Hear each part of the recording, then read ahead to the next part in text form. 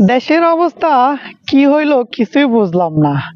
এক দল খালি আছে নির্বাচন দাও, আরেক দল আছে রাষ্ট্র সংস্কার করো, আরেক দল আছে অন্যায়ের বিচার করো। এখন তো কিছুই হইতাছে না, যে কোনো একটা কিছু করেন।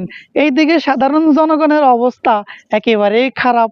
জায়গায় জায়গায় মানুষকে হত্যা করা হইতেছে, জায়গায় জায়গায় অপহরণ করা হইতেছে, মানুষের থেকে চাঁদা আদায় করা হইতেছে। এইদিকে কারো নজর নাই, খালি রাষ্ট্র সংস্কার। এক বছরও বিন্দু পরিমাণ দেশের কোনো উন্নতি হয় নাই। এখন আবার চারিদিকে বন্যায় অজুহাত দিয়ে জিনিসপত্রের দাম এত হারে বাড়তেছে যে গরিব মানুষের কিনে খাওয়াটাই বড়ই দায়।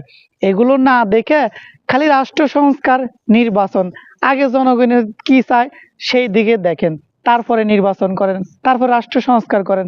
সেইগুলোর দিকে এখন আর কেউ খেয়াল নাই, কারণ তাদের তো ইনকাম করা লাগে না। অন্যের মাথায় লবণ থুইয়া তারা বড়ি খায়। এটাকে রাজনীতি বলে না। রাজনীতি হতো এটাই হয় যারা জনগণের কল্যাণে কাজ করে।